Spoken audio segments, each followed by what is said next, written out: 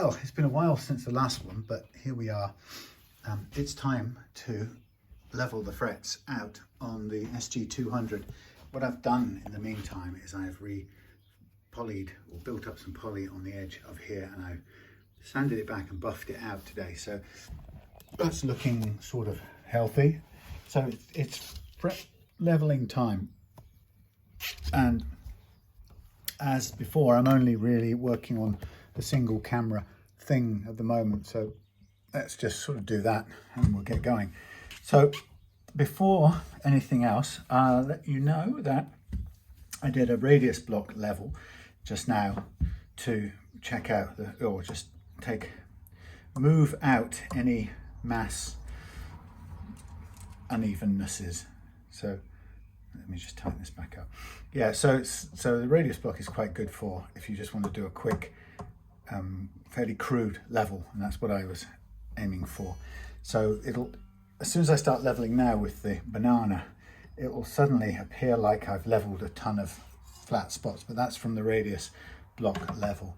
So I'm just going to go over it, and then really what I'm just going to do is to see what the overall ups and downs of this neck are, and then I'll just be trying out the notes, individual notes, to ensure that they all play before we get into sort of polishing and sanding and polishing out. So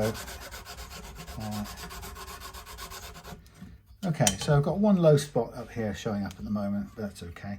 We'll see if it has any major negative effect. And I'll also I think I'll find the brush to brush away. I want to brush away the, here it is, brush away the dust.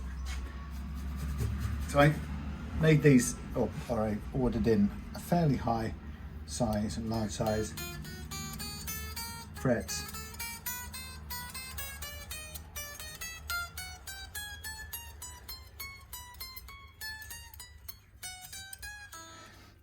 And that allows me to not be too precious about the leveling. Whoops, you know, because there's plenty of spare material. Hang on, let's get this correct one. Yeah, that just means there's enough material not to panic about taking it low. And I prefer to have that extra room when I've done a refret than to be kind of freaking out from the get-go because we've got to level and we're worrying about fret material, fret metal. Anyway, so this is feeling okay so far. The challenge or the tester will be, first of all, the obvious tester is do all the notes play, and that's the main thing. But then after that, I'll be looking at making sure that the high E bends work. Currently I've got the nut is just seated in there, so it's not glued in.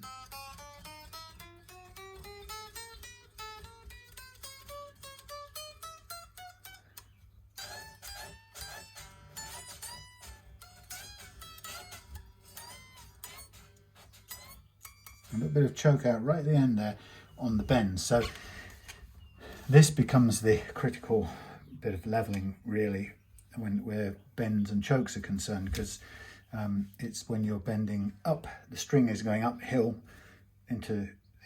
from the E track where it starts out up into the G track, and that's a sort of, it gets up to the middle here, or up to the middle and then back down to lower points.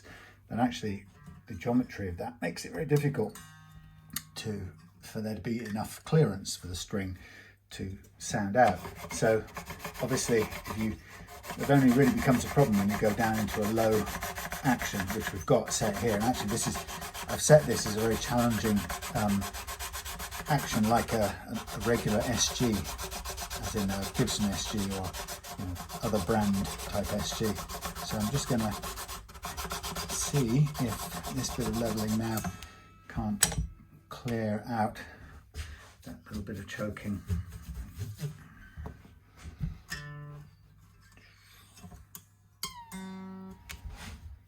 So first of all, try the individual notes.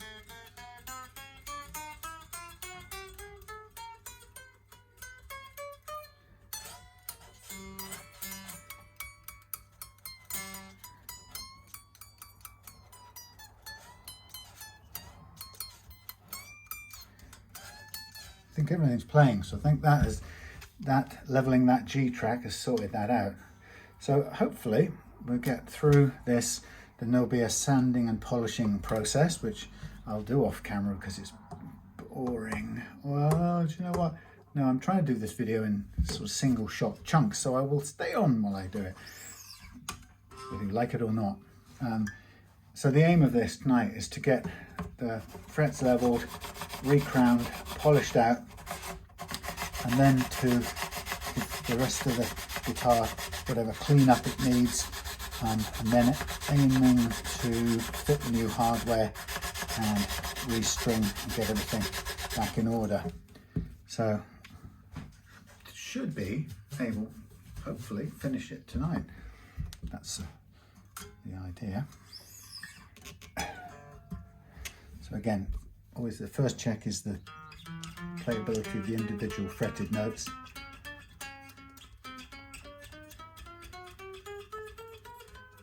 Pretty good.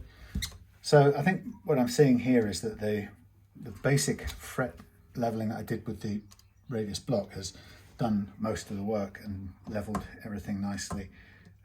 So I'm just really doing the fine tuning now. It will still, the recrowning will seem like I'm doing a lot of work because the radius block leveling takes off quite a lot of, well, it takes off material quickly. So there are some clear, obvious flat spots to take care of. But perfectly fine.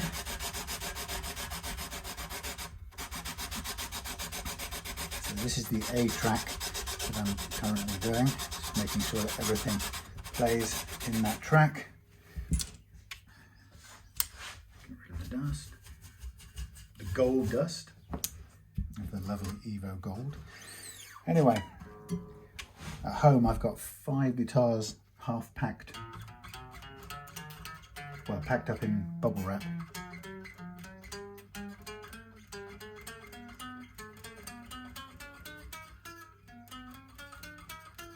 Tiny little bit of up there. Yeah, I've got 5 guitars ready, and it's sort of it all came together. I decided, I plotted the days to send them back. I was going to pack 3 tonight, book couriers, and then I discovered that I was about to run out of bubble wrap, so I had to quickly order some more.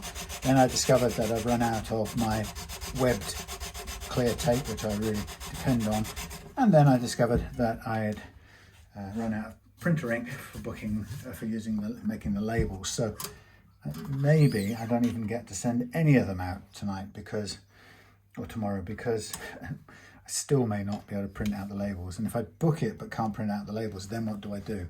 I'm stuck. Anyway. So yeah, so I've ordered more bubble wrap and I've ordered more tape, and what I'm actually short of a bit is now cardboard, because I've got a couple of nice sturdy boxes that one belongs to this, I think, another one belongs to another one of Andrew's guitars, a left-handed guitar, and so I think I've got some panels, flat panels, but I think they're from late last autumn. Got them down at Halfords, and I have a feeling that they're all a little bit small, so I may be struggling to make the ideal sized boxes. So everything's just a little bit not quite perfect as far as administrative stuff goes.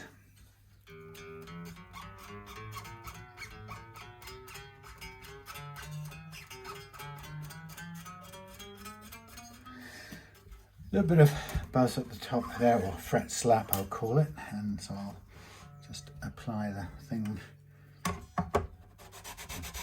file the banana here in the second half of the neck a little bit. Just let that just even out everything there.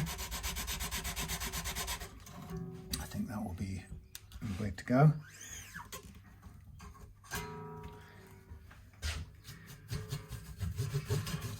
Right, I think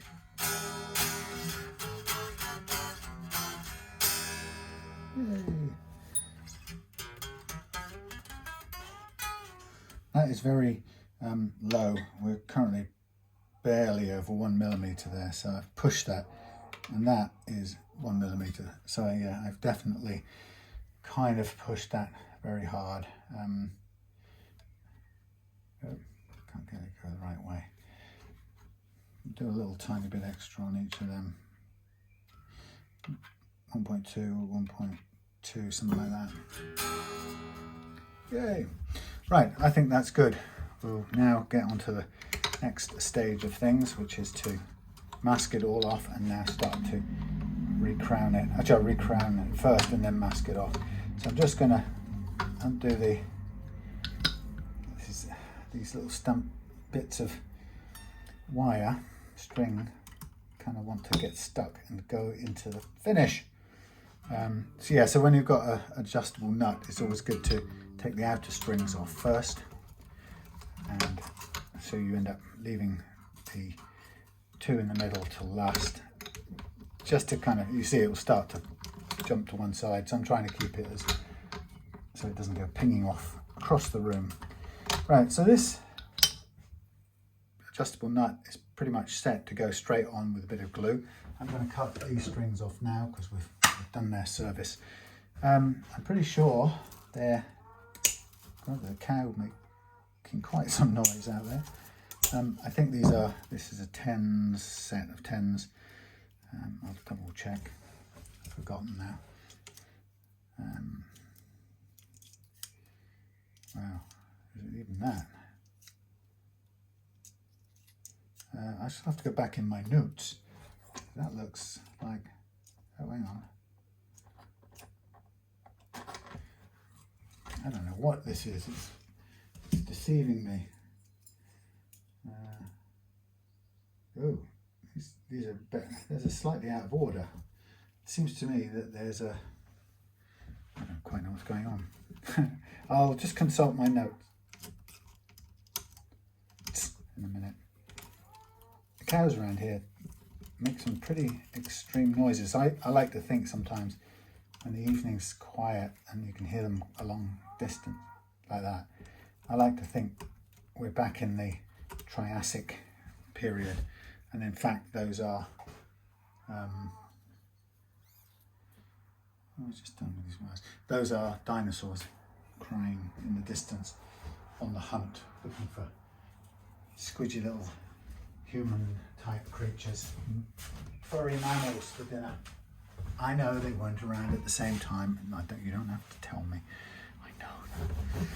Right, so what I am going to do is I'm going to while I'm here, I'm going to put some marker pen on here, and we're going to now concentrate on re-crowning, and then I will spend a bit of time masking off the fretboard and getting ready for the sanding out process, which I've already cut up some tape, sorry, not some tape, some different grades of paper for earlier on. I also have a board I made earlier with small strips or thin strips of masking tape to make life easier. While I was chatting to my mum on the internet-y phone thing,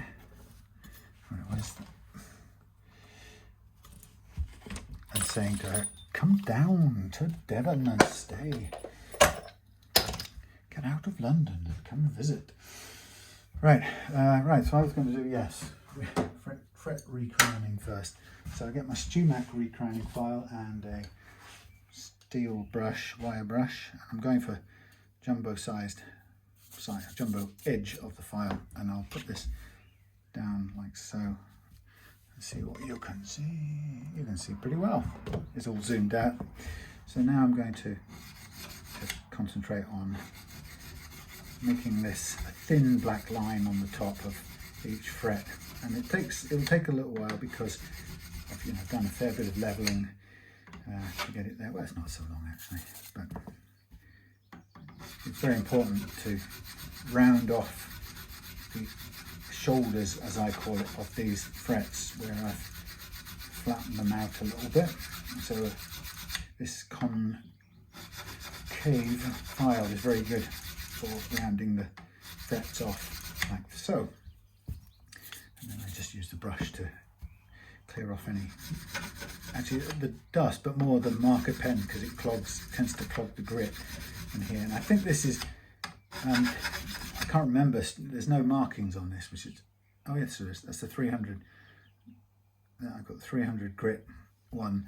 So I think StewMac made originally, or they were selling at the time, a 150 grit file and a 300 grit, and because I was new to it, I deliberately chose the lighter grit, or the gentler grit, because I'd rather it took longer, but I could do less damage as far as I thought about it, with the finer grit. So I've been using that ever since, and I think I'm not sure if they had different types of files, but at the time you could have a jumbo sized side and a medium jumbo size. There might be another one for small, I can't remember, but it's one of those tools that has lasted so long. It's been pretty invaluable, but you know, you can do the same job with the three-sided file. It just takes longer, but actually it's not so much longer that it's unworkable. But you know, imagine if we were doing it manually with the three-sided file, we might be here at this point in time, or here, you know. So about, I'd say, easily double the time it takes. But if it doesn't take a ton of time to do this one, then that doubling isn't such a bad thing, really. Okay, so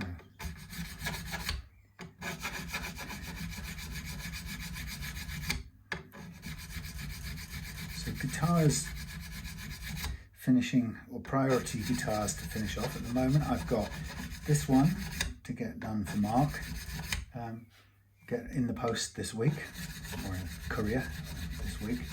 I've got Daniel's Hohner headless come back in for tweaks, because it's not quite the way playing action that he wants, so I'm going to take another look at that, which is, I'm always happy to do that if it's not to someone's liking. Sometimes I won't say tendency, but my fault can be to give up too early on a leveling. Sometimes when I don't know the age or the frets, if the frets already feel quite low to me, I can chicken out a little bit, and end up not getting rid of some of the fret slap that I was hoping to get rid of. But it's usually out of a kind of caution, over cautiousness. So anyway, I've got that one to have another look at. And I've got Rob's V6 Summer of Love vintage guitar on the wall there. That just needs a new nut, and maybe the nut slot deepening. I've actually find that it's quite an unworkably shallow nut slot, even with a fixed nut in there as it had before I put the adjustable in. It wasn't happy, because it's even at the ideal first fret action, you've actually got more nut above the ground, if you like, than you have in the slot, and that's guaranteed to make it tip over, which is not really what you want. So I think I would call that a factory flaw, to have, even at its low action setting, to have more nut above the above the slot than in it. And it was about barely a millimeter deep, which is no good, because there was only about a millimeter above the line anyway, for the action we wanted. So we have recrowned the frets, and now it's time to give everything a sand and polish out. And again, as I say, normally I'd go off camera, but since I don't want to be doing editing and sticking two bits together, I'm going to just carry on through, and I'll say, look out, loud noise of sanding coming up, and you can turn the thing down, or I can try and turn it down. Damn, I have stuck two pieces together and missed the edge of the fret. Yes, I'll try to, I did it yesterday where I kept manually adjusting levels when I could see that I was doing scratching.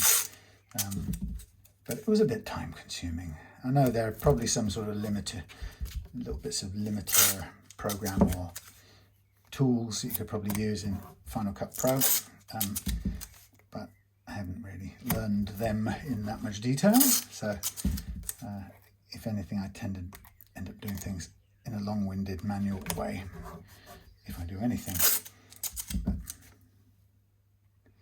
But that comes from being more of a guitar setter upper than a editor. Although I've done quite a bit of editing in the past. But having done a load of editing, I know how much effort it takes, and probably informs why I don't want to do much more of it. So I'm just thinking now of this. Have I got anything else that needs doing about this guitar that's going to prevent me from finishing tonight? So I can take the tuners off and give it a clean, which I intend to do. I'll give it an all over clean down here. Then I shall get the new hardware out of the bag and then fit it, put new strings on, and I think we should be good to go. I don't think there's anything else I had to do with this. Currently the neck is dead flat because I set it dead flat before I did the radius block leveling. And actually, to my surprise, it was, if anything, it had a tiny little bit of relief, which, as it happens, confirms to me that my slots on the new frets were dead on right. I didn't have to widen the slots at all, and it didn't create any back bow from installing them, which is the most important thing. So judging or gauging that was judged a good judgment call. So you can see the fiddly parts of this. It's been interesting. I've been watching a couple of people on Facebook. There seems to be a few more people starting up wanting to do setup work, and there's been a number of people who've, I guess in my time I've watched setup in the time since I've been doing it. Just as when I started doing it, there must have been, established people going, look, there's new people setting up, trying to do what I'm doing. And it's quite interesting to see, there's a couple of people who've said themselves that, they've taken inspiration from me setting up and doing what I do, and that's great. And the people who I notice have said that, most of them, or the couple of people I'm thinking of, have done really well, and I think they've set up with the right mindset.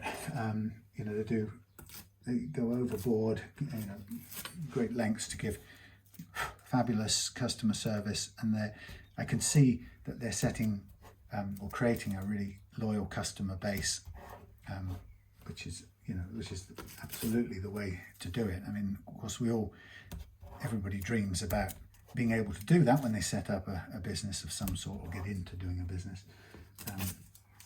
It's just, I think one of the things that, I know it's an obvious thing to say, but one of the things that really, really matters, almost most of all, I mean, you've got to be able to do what you're doing, and you've got to be able to do it really well more often than you don't. That's sort of a given. But beyond that, what really seems to be so important is sticking at it. I think sometimes we maybe underestimate or underrate the importance of time, So if you can just stay afloat and stay doing it successfully, and in the time you've stayed doing it, to give good customer service and be sociable and be friendly, and not get into online arguments and make a fool of yourself and so on and so forth. There are some people I've seen in the past who so desperately want to make a name for themselves, or make a good little business doing this. And some people I've watched who just don't have the sort of self-management skills, and that sounds a bit sort of highfalutin, but actually it means the ability to control or to know your own moods and reactions, and to not let them ever get the better of you in socializing or in doing your customer service on social media. And I've seen some people who I'm sure were quite good at their craft of setup, but kind of ran into problems with their inability to stay out of an argument, or to not bite the fishing hook as it came past from some customer who had a fishing line out, or somebody maybe who baited a hook and then the person took it. And if you're one of those people who can't resist it, or can't stop yourself being lured into something, then you can undo all the good work that you put in to gain a good reputation for your work. You can quite quickly undo it if you're not able to stop yourself getting pulled into an argument, which can get quite, as we know, can get quite bitter quickly if we're not able to recognize it and back out at the right time. And that's just a skill that some people do or don't have at whatever point in their lives they are. So I've seen some people who've kind of set up and started doing this kind of work, and I think they really have got that quality of staying out of trouble that way, and it's really good to see them doing so well. In the past, some of those people have kind of thanked me for inspiring them to do that stuff, and say how much they love doing it. And I just think it's a real honour to have inspired anyone to do it. But it, as I say, it mainly comes down to caring about doing it right. And one of the things that I think we all do when we start out is we probably all give too much time for free, meaning we probably work double the amount of hours and charge for and part of that is because when we start out, some of the mistakes we make are rookie errors, and we shouldn't be charging the customer for our rookie mistakes, and it's quite right not to. And, we have to chalk that up to learning and gaining experience. So not really, I don't worry about that. But I think one of the things I found was that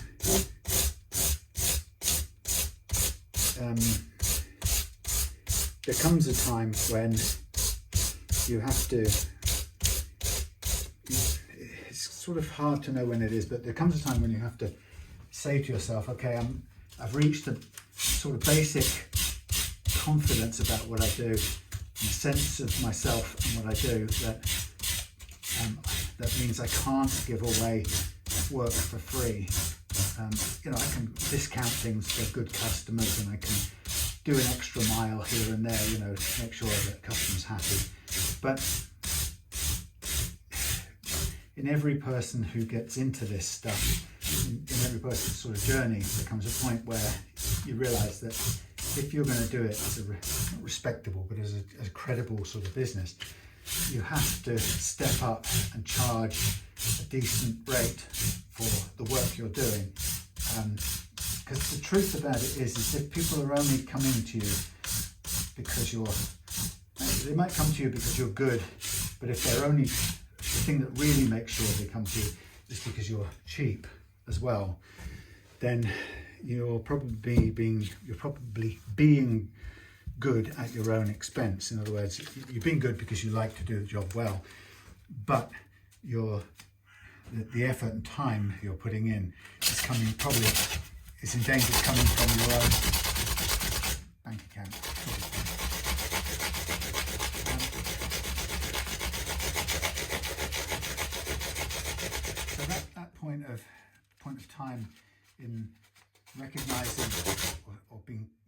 clear about what you're worth to yourself, and charging for it can be quite challenging, quite difficult to do.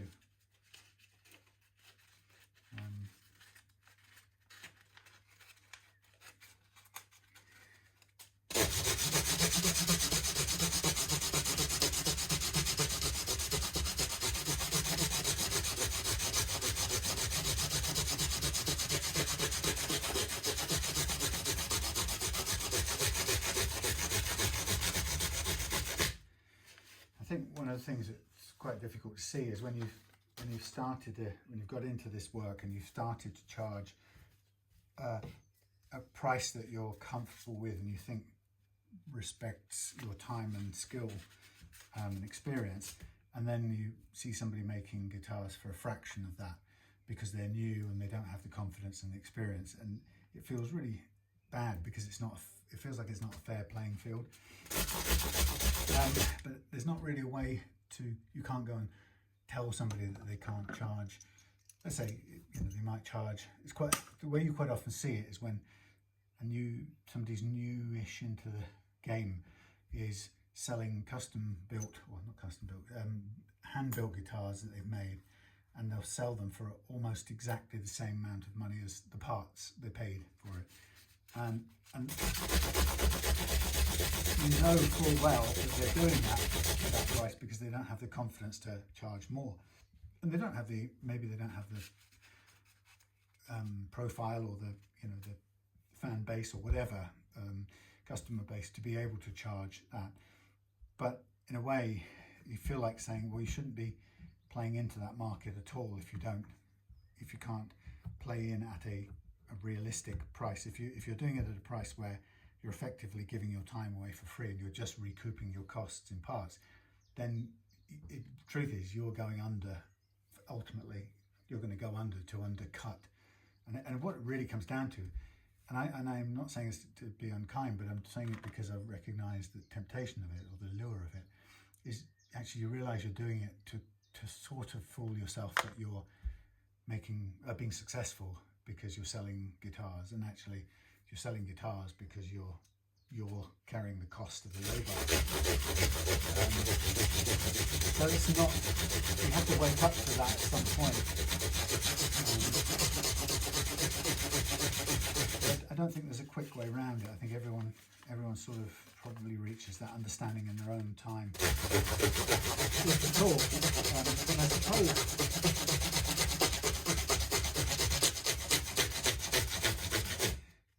I suppose that some people never do fully make sense of it, and possibly they're the people who go out of business and don't, or stop doing this stuff. Or you develop the understanding and you get through it and come out on the other side.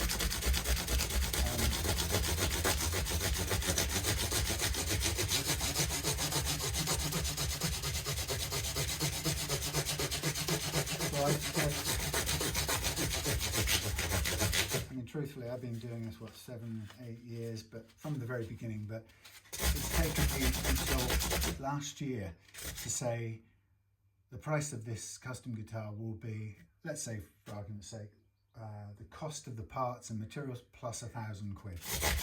Right? And straight away you can add that up and you can go, wow, if I got the best equipment, best hardware and stuff, that's about £2,000 for a custom.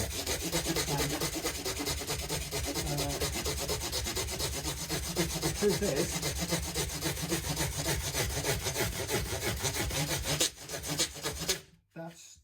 that's where you're pitching it, or somewhere around whatever the price you choose is.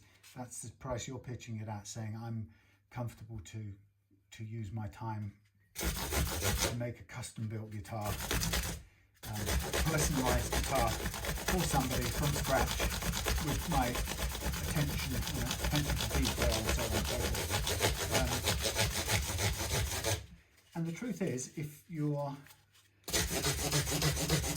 overrating your experience, your time, your customer service and your attention to personalising it for the customer, then you won't sell any. It's simple as that. I think a lot of people are, I think we're all at some point probably most frightened of trying it and then finding out we don't sell any, and therefore we failed, and therefore feeling terrible about it, and therefore giving up. And actually,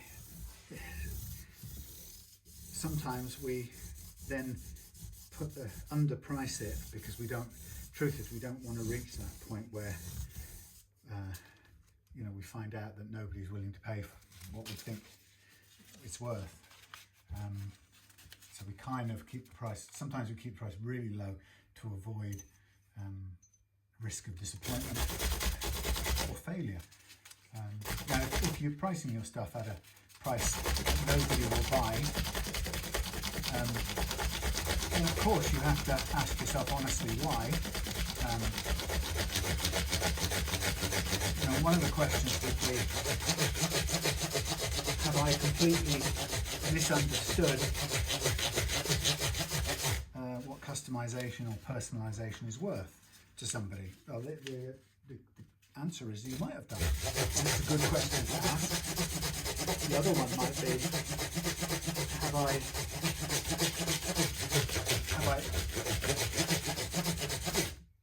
over-exaggerated my cachet as somebody who makes guitars? Because clearly a well-known builder of guitars, which I'm not, but a well-known builder of guitars will obviously have a bigger order book, waiting list, and people competing against each other to get this person to do their guitar, because there's a lot of cachet in it.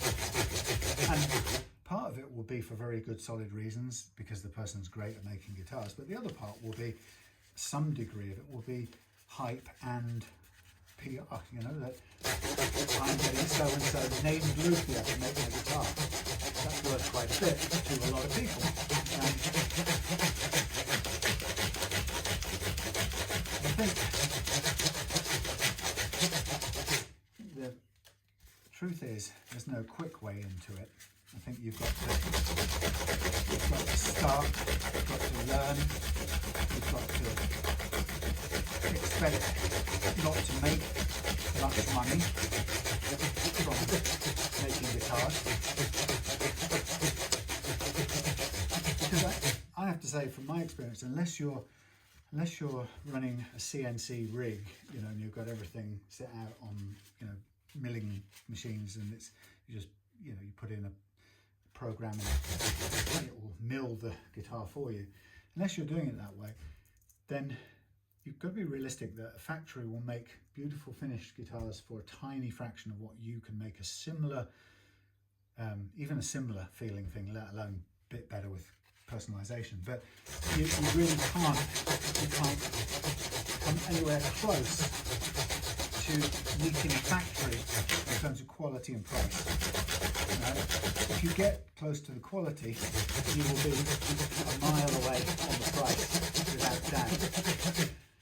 So you're playing into that world. So the first thing you wouldn't want to do, my advice, is if you're getting into this, you have to recognise that your ability to charge enough money to make your time spent on making a custom guitar worthwhile, your ability to make that money is way off down the line, in terms of at some point in the future when you've got a profile and recognised and basically a waiting list or an order book. And the other thing you have to recognise is you're never going to start that. You won't start in that place ever. There's almost no way you can. Sometimes you can if you get lucky, TV coverage will break or whatever, but it's very rare that you'll start there. So the real question is how can you get there without going broke? And the first piece of advice I would suggest is that you absolutely don't make, well, put it another way, you balance the amount of you balance the different levels of things you do in your day or in your work. You balance it. You have a spread. It's like investment. You spread your portfolio. So you look at what's genuinely profitable, and people sometimes think they're making a custom guitar because somebody might give you £2,000 at the end of it, and hand it over and you hand the thing over and everyone seems happy. But actually, if you were honest and you go through the amount of time that it took to make the guitar, honest, absolutely honest, hour by hour, you'll pretty quickly see that, unless you are working with milling machines and stuff, you pretty quickly see that it's totally unprofitable, right? So you think to yourself straight away, why the hell am I doing it? Well, you're doing it because, first of all, you'd probably be doing it if nobody paid you for it at all, because you like making things, right? That's rule number one. And the second thing is, somewhere in that, you have a dream that says, well, I'd really like to make a living, just a comfortable, okay, not extreme, but, a fair living from making guitars. Since I enjoy making guitars, why, wouldn't it be wonderful to make, get by doing that? Surely that's an idyllic outcome. And so there's nothing, I'd say, absolutely dream of it. Nothing wrong with that. But have a product that will pay the bills first, so that you can afford to do this unprofitably, like this, but you can afford to, when it comes to making guitars, you can afford to be doing it at a loss in terms of time. Because you say, well, why would you do it at a loss? Well, there's partly you do it anyway because you enjoy it, but you're also doing it knowing that you're building up a skills base and experience base. And my rule in making custom guitars was, to begin with, I think, was only not to lose on, just to break even on their hardware. And I would, in the first times, early days, I'd be happy to take the payoff in what I learned and breaking even and getting the money back for the hardware. So I got learning, and I got a happy customer if I'd done things right, and I got a bit of kudos and exposure or whatever. And that's when you know that that's what has a worth to you, a value to you, then you can afford to reckon it in and say, well, right now I'm not making profit from this, but I'm getting a good lot of payouts as a result of doing it. And then while it's not profitable, you recognise that you can't be putting good time to it, that you should be doing profitable work to pay your bills. So you have to have a balance. So I was very careful only to take on custom-made, handmade guitar jobs, or even if I wasn't commissioned to do one, I would be very hesitant and only start doing one, a speculative one, when I just knew exactly I was going to use up some downtime here and downtime there, and I would always do it in between paying jobs. And you've got to be disciplined to keep it to that level, small level, very small part of what I did and do, and then to understand clearly how it pays me off. And it may well not be in cash, but however it pays me off, I can't fool myself and pretend it is when it isn't. And if I find myself doing that, I've got to stop doing it, because it's not viable for me. And then be sure to have a clear idea of what your bread and butter product service is, and make sure that service has the bulk of your usable time dedicated to it. So I kind of learned that early on when I was buying and setting up and selling guitars, and I made a very deliberate choice not to do more than about 10% of my business would be spent, time and effort would be spent buying, setting up and selling guitars. The reason for that was it wasn't profitable, really, but I could set against a good experience. I was building up video footage, material, content from my YouTube channel. I was gaining experience, and I was being seen out there doing things and getting some customers who bought guitars I'd set up and liked them, and so on and so forth. So there was some non-financial benefits, but the reason I still kept it to a minimum is because actually I realized early on there's too much risk involved. There's too much financial risk that you're tying money up in stock hanging on the wall. But every guitar you have hanging on the wall, even when you've set it up, listed it, negotiated a sale, gone through the admin of a sale, sent it out to a customer, got there in one piece, customer happy with it, and you've got a happy customer. At every stage of that, there's risk, and that risk can quite quickly go wrong, and you can be left with, even in the best case, the risk can represent having money tied up hanging on a peg that nobody's in the mood to buy right now. Maybe they will at some time, but can you afford to have 3, 4, 5 guitars on the wall that you need to sell but won't sell because of things that are maybe outside of your control? So that's an important question. So even if you liked doing that kind of work, there's a big risk that when you sell it, the customer you sell it to, you don't have any say over their expectations, and they may have completely unrealistic expectations of what they're getting, even though you and everyone else knows it's a second-hand guitar that you've done some upgrading work to and set up. But your customer may one in 100 may be totally unrealistic, and may expect it to be a Lamborghini or a showroom ready, concourse ready thing, and you said it's a second-hand guitar, it's a Fender Squier, sorry, it's a Squier Strat. What are you expecting? A Maserati, but if that happens, and sometimes it does, then if you want to keep happy customers, which is all important, then you will say, well, look, okay, I don't want you to be unhappy with your purchase, send it back and I'll refund you. And you do it, and then guess what? You've been through all the administrative hassle, you've got the thing hanging back on your wall, and you've lost money, you've lost time, and you've converted the value that is now diminishing in that guitar, you've converted it back into a guitar with risk built back into it, hanging on the wall, that now represents all the risk you've got to go through again. Of maybe it gets damaged, maybe the customer doesn't like it, maybe it gets broken on the way, maybe you didn't set it up right to their taste, maybe, and so on and so forth. So I realized early on that to try and base a business around doing that was a mug's game for me, and I wasn't going to do it. So I made sure that I was never going to do, again, more than maybe 10% of the time doing that. And actually, I was only doing it so long as I needed to do it for the practice and for the video content and that sort of thing. And if I wasn't getting enough setups in of the type and quality that I wanted. So it was never going to be a long-term thing, never more than 10%. So having sort of kept it to that, I was able to,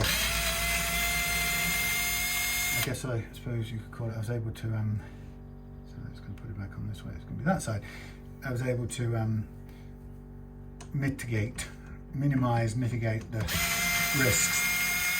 But what you want to do, obviously, is you want to identify what your most profitable activities are, and the least risky, and then you want to concentrate on setting up your business so that you can do mostly those things most of the time. And that's sort of obvious. It's kind of obvious when you think about it, but when you're doing stuff in starting a business, you can so easily get sidetracked or suckered in to thinking you're doing business, when in fact you can find yourself, if you're not brutally honest, you can catch yourself end up being doing stuff that you feel comfortable doing, and you can even kind of be fooling yourself that you're doing productive things, when in fact you might just be doing the stuff that you feel comfortable doing but actually isn't part of a clearly thought out strategy. And even as a laid back person who does guitars in their home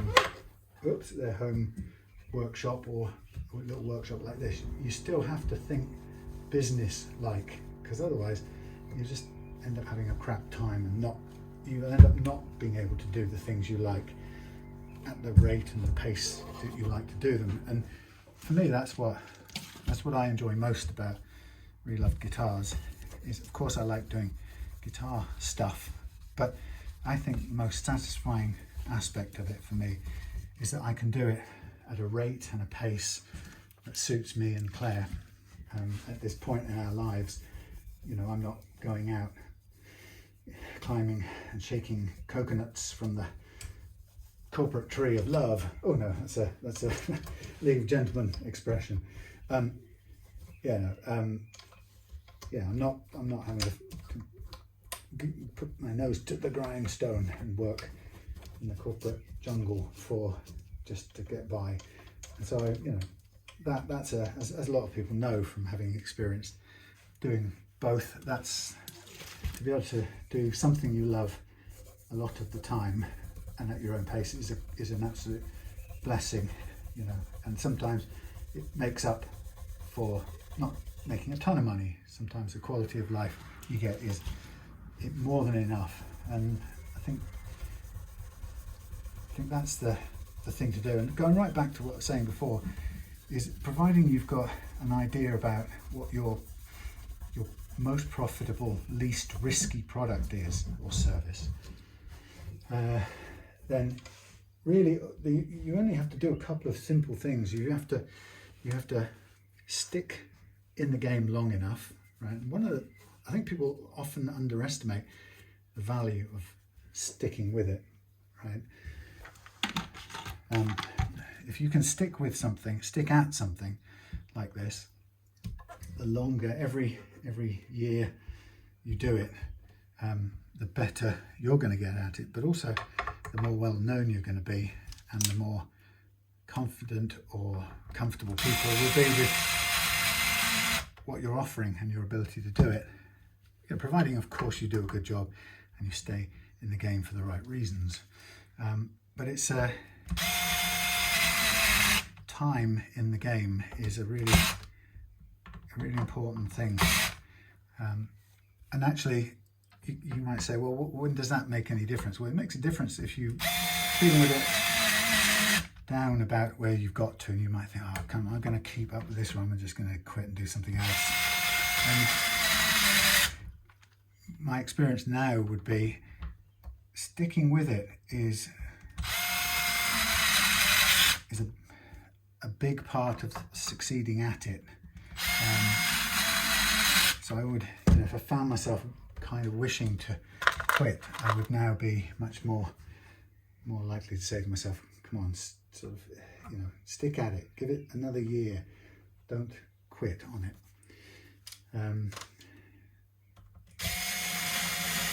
Because you know how much longevity matters.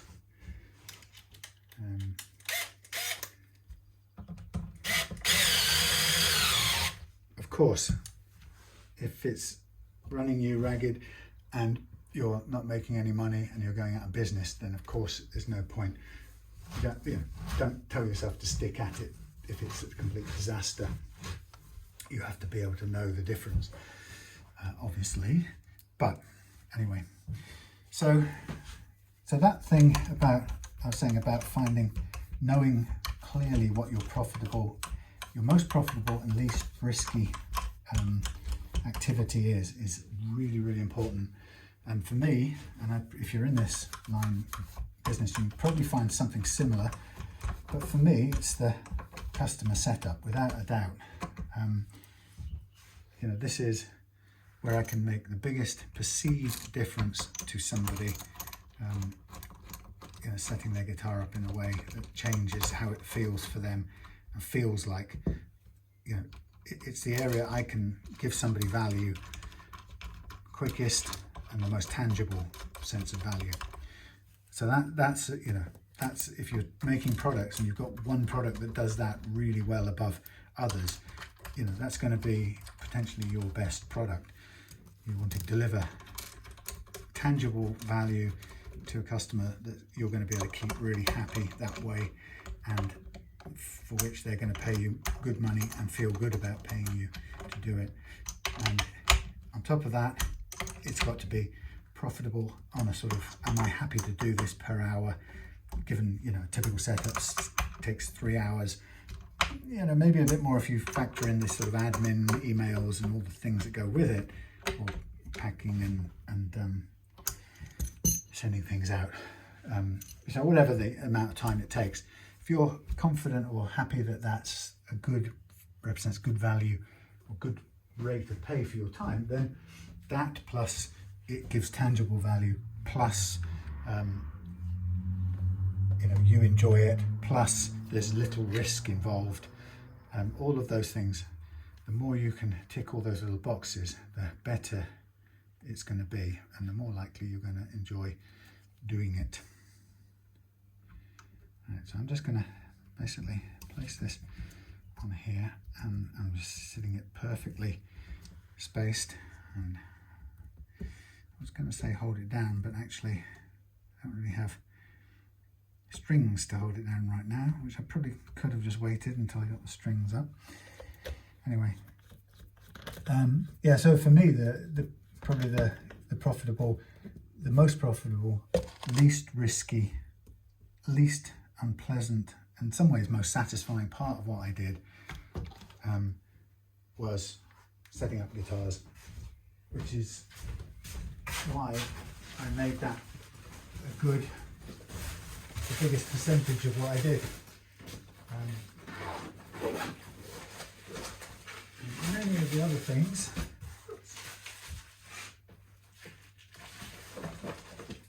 all the other things kind of fall into place around that, the different sort of levels. So we got custom singles here. What have we got? Oh, this is a custom set, right?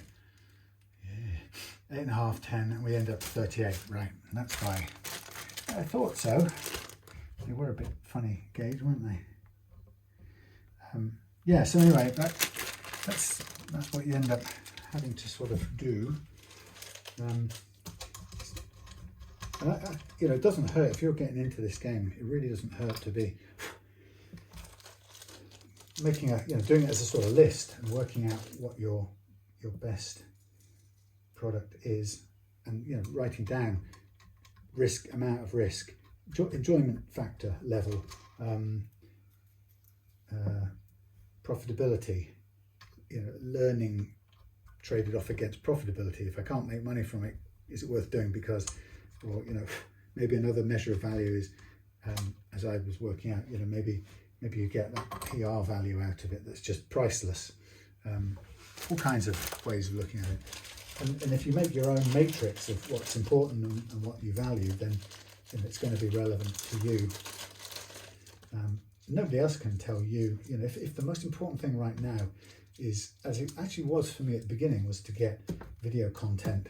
One of the most important things was to get good video content to start building up what was ultimately going to end up being my marketing funnel, I suppose, where customers were going to come into me.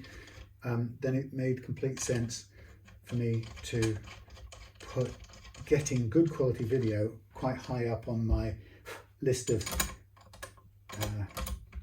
look at this. Now this is interesting. These don't quite line up to let me fit this stop bar.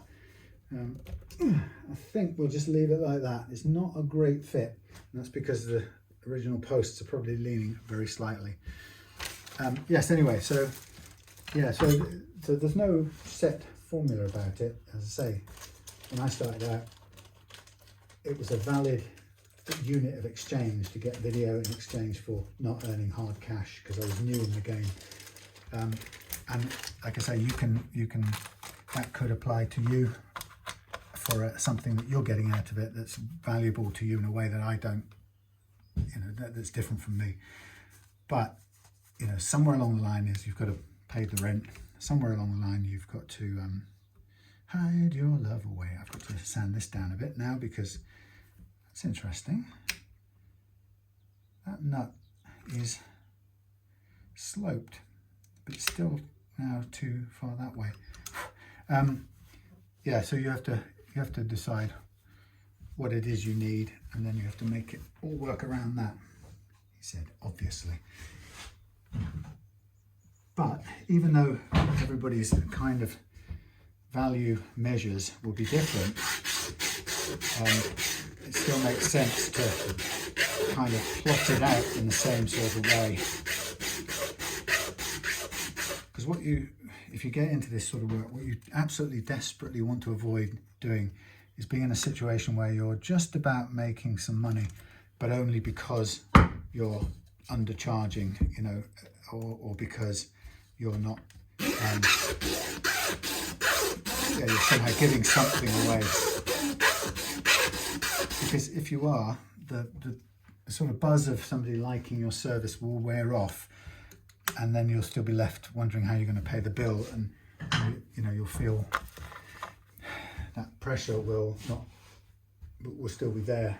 It won't be dissipated by somebody liking the guitar that you made for them by putting all the hours that you shouldn't have spent into it just to please them. Because we're often, most of us, you know, or most people are to some degree people pleasers. You know, we all want somebody to be happy with our stuff. But a part of the thing about setting up guitars or doing guitar work is you've got to be ruthlessly honest with yourself and be able to spot when you've gone past the point where it's healthy, you know, and to recognize when you are effectively giving stuff away. And I think also, you know, once you've been doing it a while, one of the things you'll spot is people doing just that, and you'll spot it because you'll recognize how you were probably doing it to some degree yourself in the beginning. It's quite natural, but you know, you have to get over or past that point. So look, here we have all these lovely frets. I might just go over them one more time just to round off these little corners here, just very gently, and take, if there's any tiny little sharp edge where the fret meets the board, just want to round that off. Yeah, sorry, I didn't mean that to go into, how did you get into this game? And what would you say, what would your advice be for anyone? But quite a lot of people have said to me in the past that how much they want to do this sort of thing. And I just think, you know, my failing, if I've got a failing, I suppose, is one of my many failings is that I'm not very ambitious from a scaling this business up point of view. So if somebody else with lots of ambition would look at me and what I'm doing, they go, that guy's, he's been content to stay earning just about enough and just getting by. He's not had any ambitions to grow the business, to move to a bigger workshop, to employ someone, to, you know, and I see lots of people who've done stuff like that. You know, you've got really good examples like Crimson Guitar Ben, you know, who's obviously sees lots of different ideas and run with them, and you know, it's clearly got some ambition to build his business, and that's great. It's not really in my blood, and I don't mean that as a defeatist thing. It's just I'm not that. I've never been quite that sort of person to look to. You know, I'm not being driven by this expanding desire to expand exactly. Anyhow, so that, you know, but somebody could say that's a failing.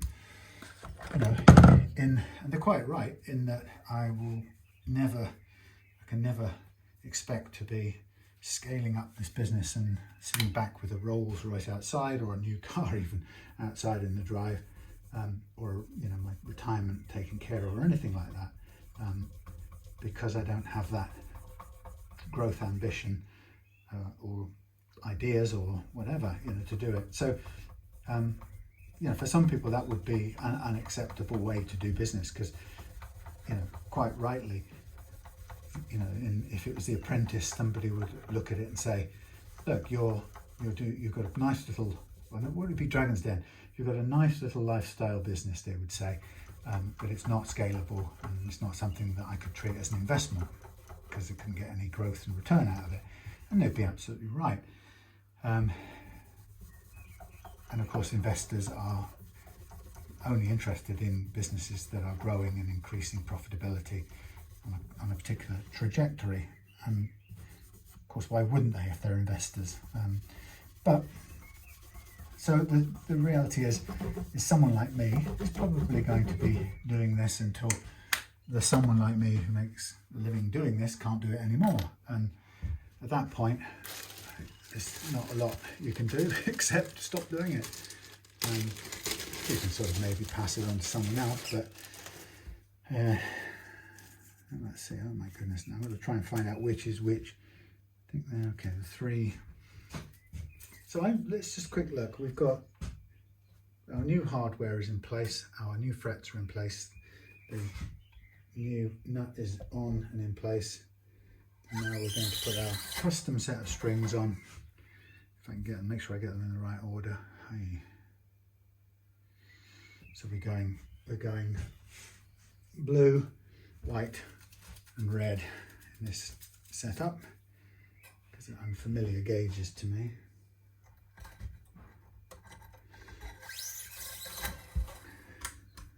So things like the switch, I've left it in its original slightly slanted position because it's one of those things that I don't want to change anything about this.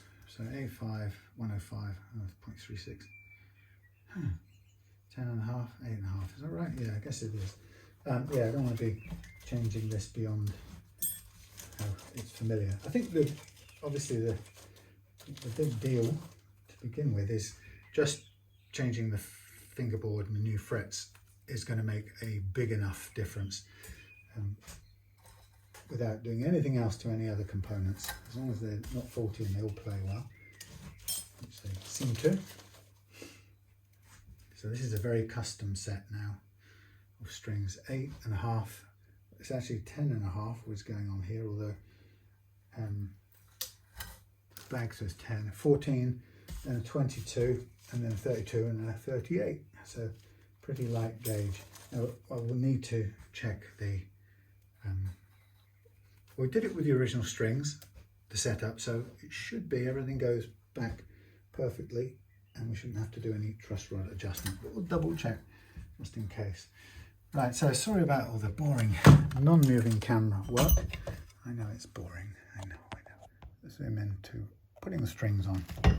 So I'm going to start with the D. Let's just check. No, I think this is out of, oh my goodness. Got them back to front. It's really hard to do. We should do red and white. So it's blue, red and white this way around. The other ones don't match up because they're all gold from a different set. Right. These are pretty close. 22 and 32. They don't look that different to me. Let's see if I can just find the truth about it. This one is showing as 30, this one is showing as 31, 37, 31, 31. These appear to be almost the same. This is not really what you're after. 38, that's a 38, that's correct. The next one is supposed to be a 32, which is this one. Yep. This one, it's got a different colour on it, but it's a different string from a different set. That isn't going to be right for this one. There's not 10 difference there. That's 31 as well. That's practically the same. So I'm going to have to find a string that does the job. Now we want a 14 here. Yep. And we want a 10 here. Yep. And then an 8.5 here. Yep. So it's the one that's missing is this 22. We don't have a 22, and that's going to be, hey, that's a bit odd. I don't want to put this one in because it's exactly the same as the A. That's just duplicating the string twice. That would feel wrong. What do I want? I want a 22, I don't want a 26, so I'm going to have to get it from an 8 set, I think. Hold on.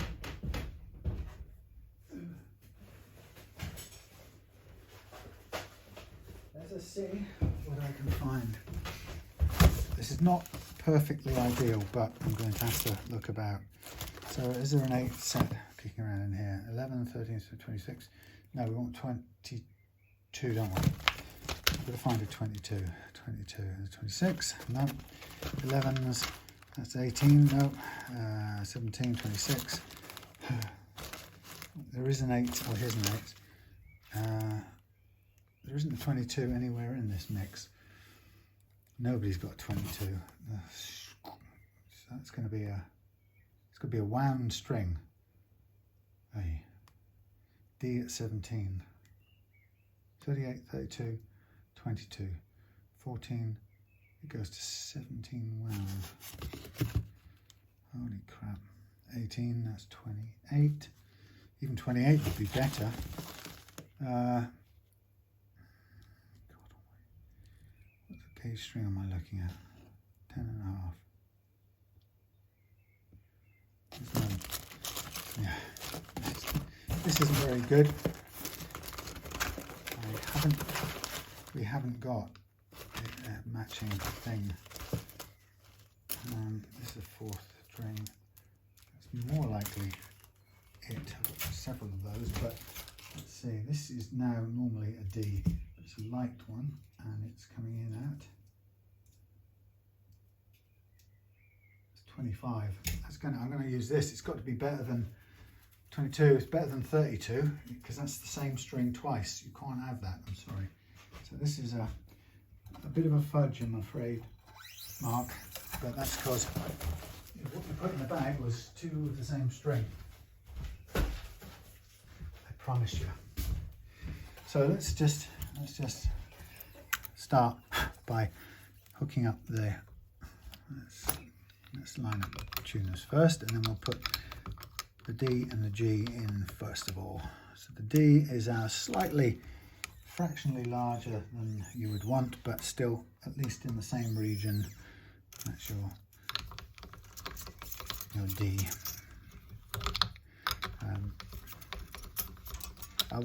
I'll include the string that I've not put on, and you'll see that it's a 31, same as the A string, which is not really what you want. Okay, so hook this up on the saddle, and we're quite high. So before I go any further, I'm going to dial down. Now the question I've got is, I'm hoping that we can get this all the way down to a good action. Yes, we can. I don't want to end up having to scrape the underside of the bridge down. Sometimes the modern replacement bridges can be too tall or too bulky for these guitars. These are old styly guitars, and you have to take some material off the underside of the bridge, which is not ideal. Totally doable, and it doesn't do any harm to anything. It's just a bit time consuming and slightly annoying, but you know you can get there if you need to. Okay, so I'm gauging at the moment the last fret action from where I've got the bridge currently set, and I know that I've got a bit of room as well to adjust the bridge down if I need to, so I can sort of confident, and I'll carry on attaching all these here strings. So my stringing method, I'll show it, talk it through on the lower E string. So I put the string through, pull it all the way through taut, seat it on the saddle on the roller, and then hold it at the first fret and pull back 1 fret's worth, and then start winding whilst holding taut the bit that I've got my hand on, and let it come around over the top of the loose one, and then as it comes around again, pull the loose one up and direct the held one underneath the loose one, and that sort of ties it off in a little locking affair. And then I can take off these bits. Yeah, that was a funny sort of situation there with those 2 strings. They're different, they're from a different set, but they're actually the same gauge, almost identical gauge, maybe to 0.1 of a mil, 0.1 of an inch, or 1/100th of an inch, so they're practically the same. So it wouldn't do good to put the same one on twice, because it's certainly not what your list got there. Your list says that the D should be a 22. Well, now it's a 25, but that's better than a 32. I'm sure you'll agree with me. Of course, if it isn't, you can always replace it. But so hold on, pull back one, hold it with my thumb because it's the left-hand side or the right-hand side of the 3-a-side headstock, and then hold that one up in the air, keep that taut, directly underneath the loose string on the second time round, and then let it tighten up without letting it go taut and undo. And then before tightening it, just make sure it stands on the saddle, roller saddle. Right, here's the 8.5 top string. Now, of course, these are fine gauge, so I'm going to need to be very careful in the stretching process. I don't want to bust these strings because I haven't got any more of them. I've got a set of 8s, but they're not mismatched weird ones that you've got here. So I'll just be very careful. So if I don't stretch this out as fully as I would normally do for a 3-a-side type guitar, it's only because we're into that sort of perilously delicate string territory. Right, so here are all my strings on.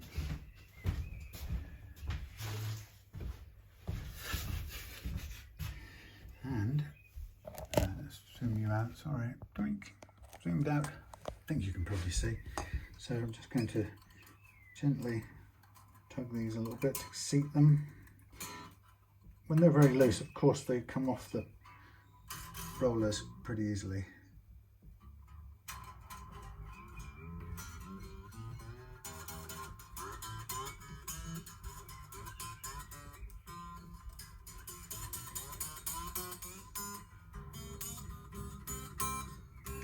Now I can sort of see a better view of what's going on now, and I'm going to want to take the nut down. So now the nut is glued in place, it seems to be sitting a little bit different from where it was before, and that's okay with me as long as it continues to work okay. I don't have to have it as high up as it was. Whoops, there you go. Let's drop down with a clang. So a bit lower on this side now as well. So it's sticking a bit there, but it's okay.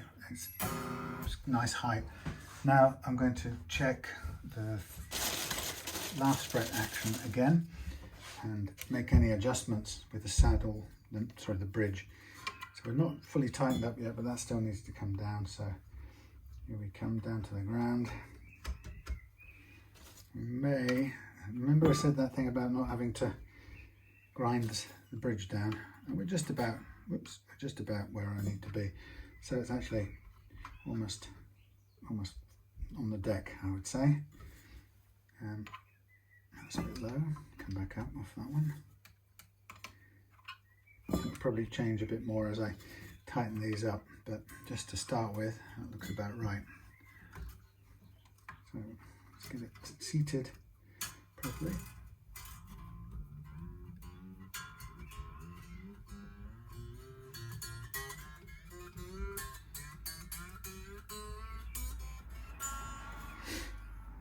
Oops, that's missing the saddle.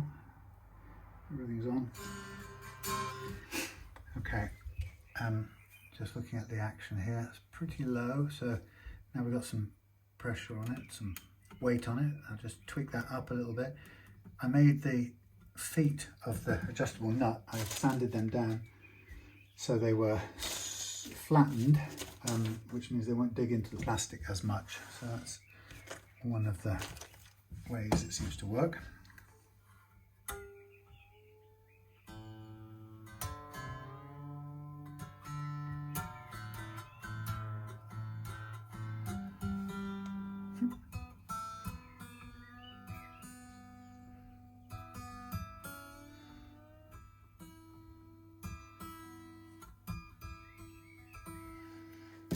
Ooh, okay.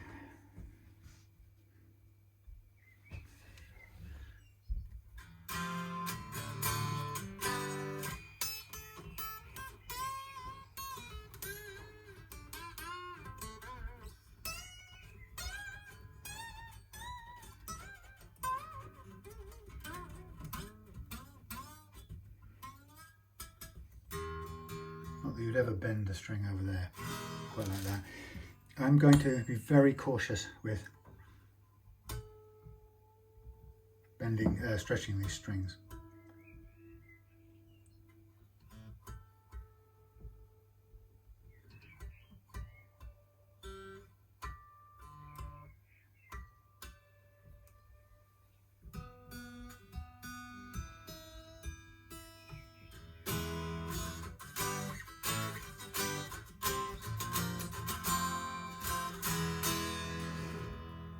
Now, the one thing I've noticed, of course, is that I did dial this pickup down once before, I think, so this probably, does this need to come up? It needs to come up by going that way, doesn't it? We'll bring that up and we'll take down the bridge one a little bit.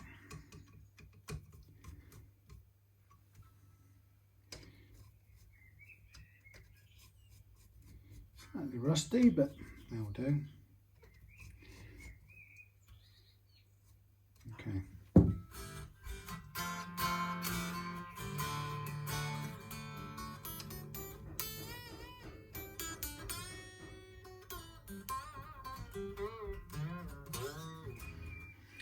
Quick check of the relief.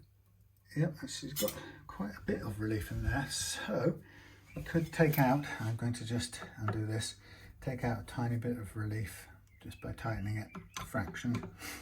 Now we've got these strings in. Come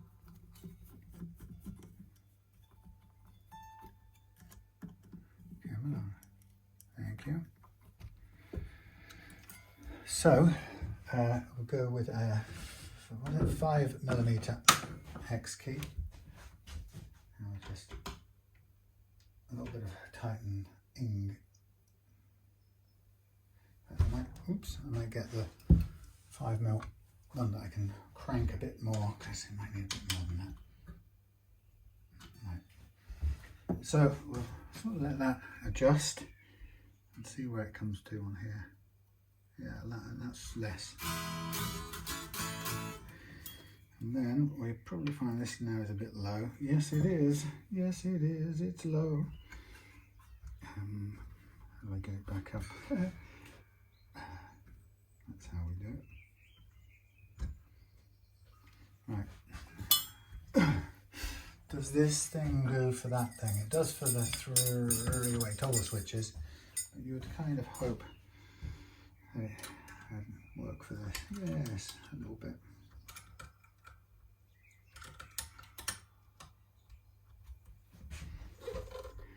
So just really fine-tuning this now. Got the flattened it a little bit in terms of relief, and then we'll just use this to very slightly raise up the action.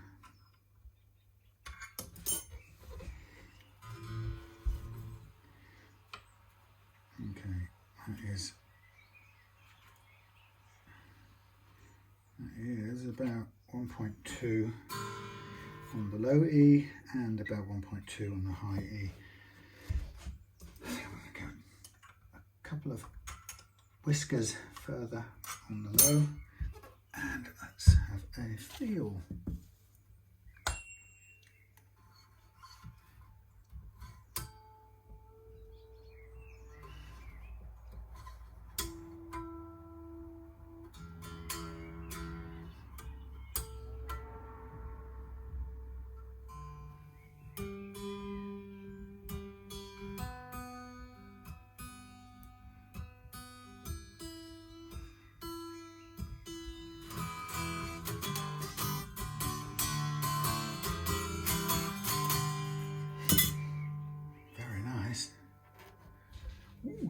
Right, well, while we're here, let's just put this one of these back in a bag. It's not got the right name on it, but when you measure it with your micrometer, you'll see that it's 31, not 22 as it needs to be. So there's my bag of spare parts. What we also have with this is the adjustable nut key, which I will just gently tack onto the stop bar with a bit of the old frog tape. That will be easy to remove as and when. Before I put this away, I'll do one more check on the relief of the neck, but I think it should be okay. And I'm now going to find me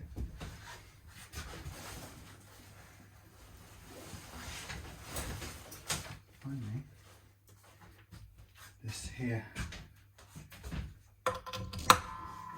thingy, you know what I mean, jack lead to check the intonation, and for checking the intonation I will be going to the treble pickup and full out treble on full,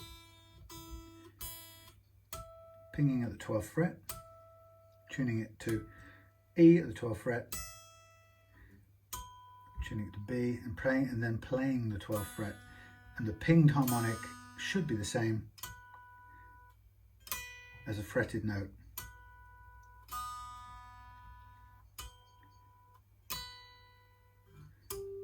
Which is pretty close.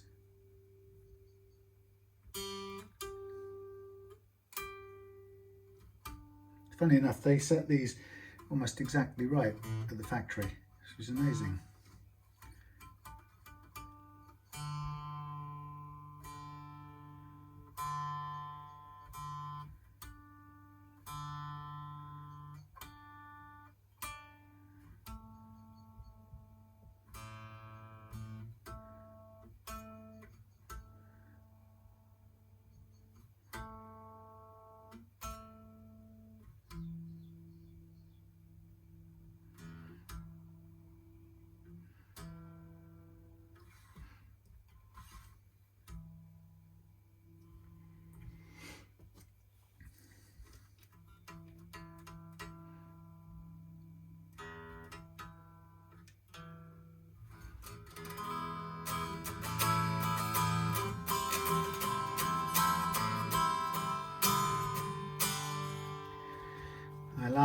I like.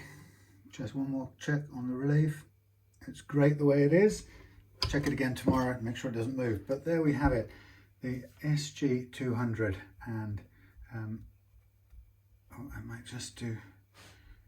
It's got little scuffs and things on it anyway, so I'm not going to worry too much. Yeah, so there we have it. SG200 Yamaha with. Oops, I need to put the truss rod cover back on. So nice and aged, a bit road worn, now refretted with golden Evo frets, my favourite types. Yeah, all done and dusted, ready to go. Checked everything, replaced the bridge with a new one. Stop bar with a new one. Everything's good, the angles are good, brake angles are good. It could probably do with going down a fraction on this, but it sort of doesn't really want to do it because that's wrong. Well, it doesn't want to do it because it's a little tight here anyway, but we may be able to get it to settle down. Yeah, that last little bit. Any extra bit of brake angle won't hurt. So this will be screwed mostly nearly to the body. That's actually quite good. That's improved the brake angle. Jolly good. Lovely jubbly. Thank you for watching. This is the end of this particular episode in this video, and I'm going to go home now, get a nice cup of tea and finish packing with this 6 guitars. See you later.